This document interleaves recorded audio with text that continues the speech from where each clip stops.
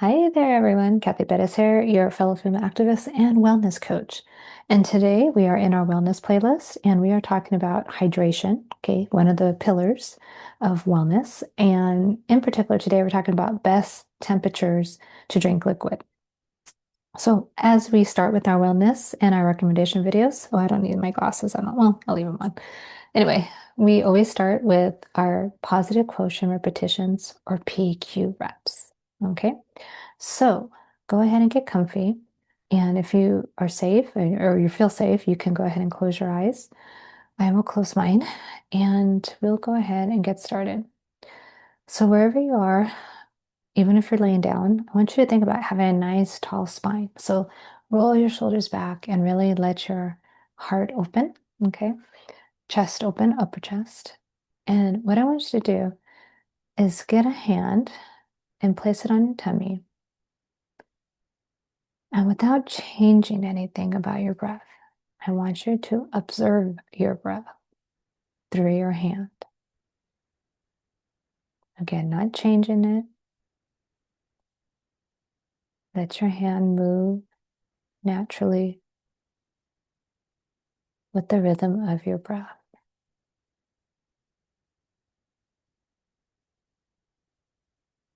Is your hand moving? What sensations are you feeling? Remember, don't control your breath.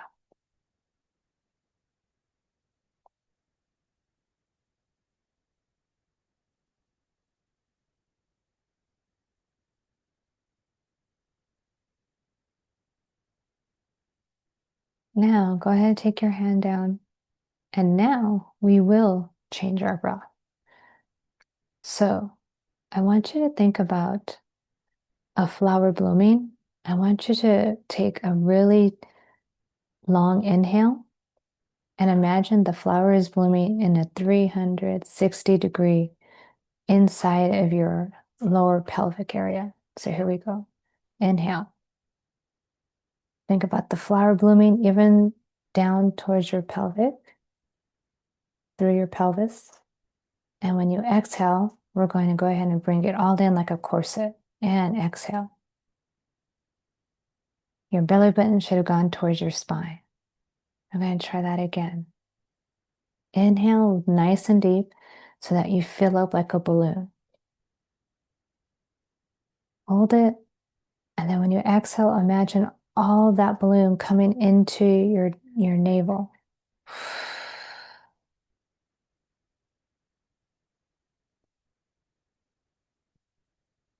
Now, all I want you to do is once again, notice your breath without changing anything. You might notice that your breath is slower. That simple exercise of changing our breath and elongating, the elongation of our breath, told your body it was safe, told your nervous system it was safe. And when you're ready, go ahead and blink your eyes open. So today we are talking about hydration. Okay, so that's one of the pillars, the 5 pillars of wellness. And this is going to be really short and sweet. And I want people to understand that our bodies, okay, whether you believe it or not, internally, okay, sit at 98 around, right? 98 degrees Fahrenheit.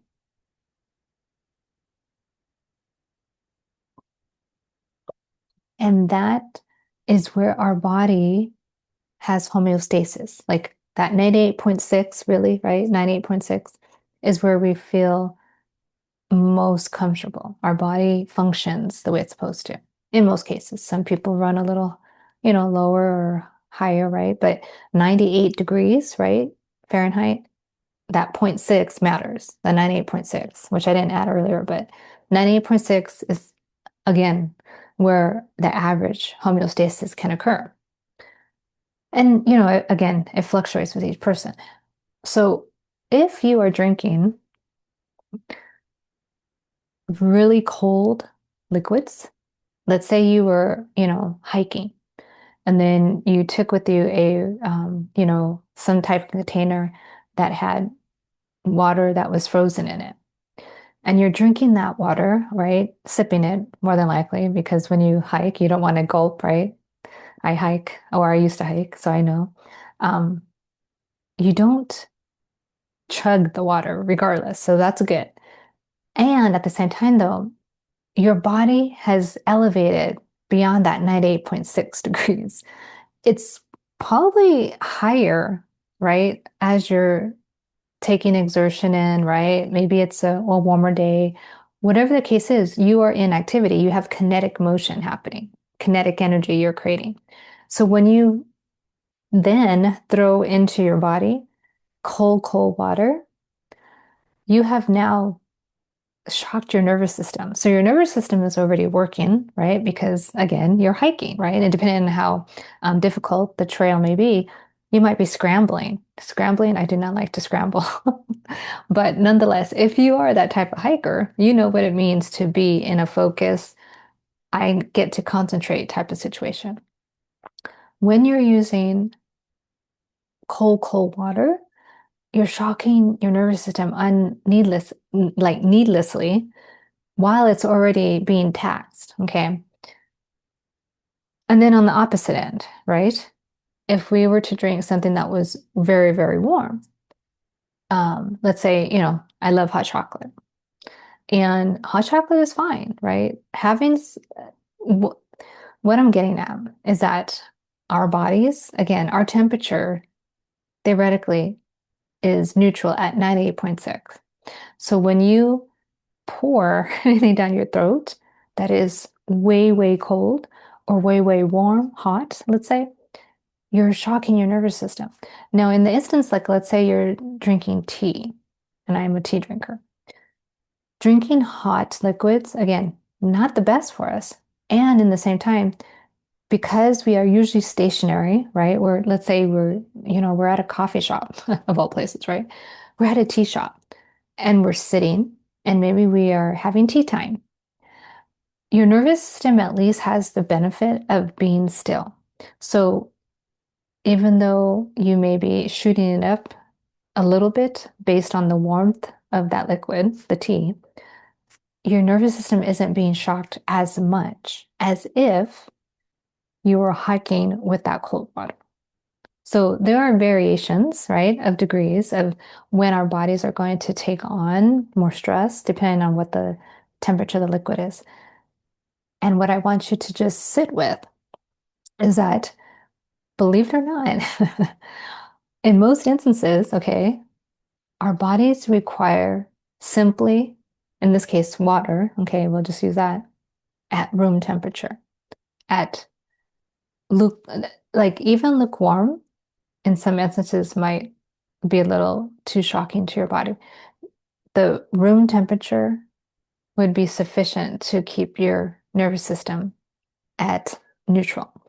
Again, we all love what we love. I love hot tea. In fact, I hate that it gets, cooled. It cools off so quickly, right?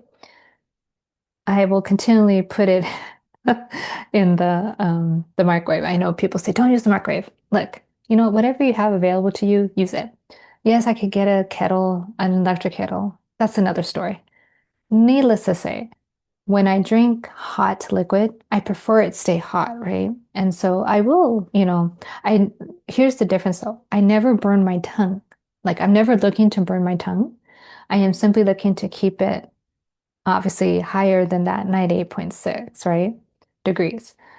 When you're drinking cold, cold liquid, your body doesn't have the ability to discern if you're in a situation that's high risk. Everything to your nervous system is a danger. Your subconscious doesn't understand reality versus what it believes to be a threat. Okay. Your subconscious doesn't understand your present situation, i.e., reality, versus maybe what you're feeling in a dream. Okay. It is all relative to your brain. And so your subconscious, when it gets dumped, okay, or when it senses something really, really cold, it's automatically going to go to the fight or flight, the sympathetic nervous system, and say, whoa, what's going on? Okay, so if you're hiking, you're technically already in the sympathetic nervous system because, again, you're exerting energy, right? But your brain, okay, specifically your subconscious, needs to understand that you're not necessarily right in a life or death situation. And so the cold water, unfortunately, might be enticing it, okay, to be more stressed than it needs to be, your nervous system.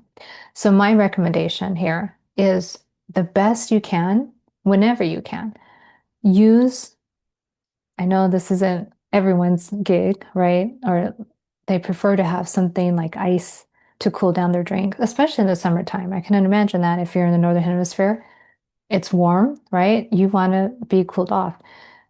Maybe instead of using like half a cup full of ice, just use, you know, maybe, 2 or 3 cubes, or if you use usually crushed ice, take a little less crushed ice. Warm uh, drinks, again, still can up your sympathetic nervous system, but because you're usually in a calm state, I would hope, right? Your parasympathetic nervous system may be able to stave off, okay, that increasing heat, depending on what the liquid is. But I want to encourage you to start thinking, when can I just test out at least what just regular room temperature drinks taste like? I myself, I literally never have ice in my drinks. Now, again, like I told you, I tend to like warm drinks. Okay, so I love hot chocolate and I don't like to burn my tongue, so I will let it sit, right? Depending on, what my situation is, and I'll let it sit there and I'll cool it down or let it cool down before I even take a sip. Why? Because one, I don't want to burn my tongue, and two, my nervous system will be shocked and I don't want that. So it's a little tip, but it's one that could literally over time make a big difference to your nervous system. Those of us my age, okay, I'm pretty much past menopause now. I'm post menopause. And so, or at least I think I am. I will find out soon. But needless to say, I have found that when I use, okay, room temperature drinks, my body doesn't have such a nervous reaction, okay, to what I'm drinking. And I've never been one to actually like cold, cold or hot, hot, hot, right? Like my body has never liked that type of situation anyway. So I very rarely, even as a kid growing up, I didn't have really ice in my drinks. Yes, my parents would put, whatever drinks in the refrigerator, especially sweet tea. Oh my gosh, I would drink way too much sweet tea. And it was cold for the most part. But even if it wasn't cold, I still drink it. All right. So keep in mind, again, what you drink matters. Less sugar is best because that also can artificially increase your nervous system.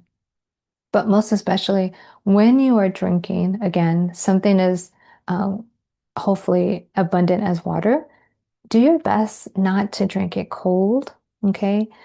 See what it tastes like. Maybe you don't like it, but you can always play with it, all right? It's worth the shot and it's worth helping calm your nervous system because right now we're in very uncertain times and I mean, it's scary, right? And like we are literally living historical times, meaning that this is basically 1930s Germany, okay? And here in the US, we are now the quote unquote evil axis, and it sucks. And at the same time, those of us who are resisting, we are finding ways, again, not just to resist, but to keep our health in mind. Because if we want to see the end of this and actually know that what we did mattered, we get to stay as neutral as possible. And to mean neutral as in keeping our bodies, okay, from always in that fight or flight mode, the sympathetic nervous system, we get to keep it as neutral as possible. We get to let our nervous system know that we are safe in most cases, hopefully, knock on wood, and that we will see the end of this for the better. Okay, so with that, enjoy your trial of uh, room temperature liquids. And in the comments, let me know, okay? What do you like to drink? And then how do you like to drink it? And then what maybe will you decide to try and change? You might be surprised. Little changes like this make a big difference. They really do. So also, at the end of every month, I host a live yoga session. So theoretically, it should be at 12 p.m. PT and it should be live. And it didn't happen last month, meaning like it was still published, but it was not live, unfortunately. So my quest is always to have it live. And if you are looking for, a wellness coach, I can help you out. So with that, we will see you in the next video. Take care and take charge.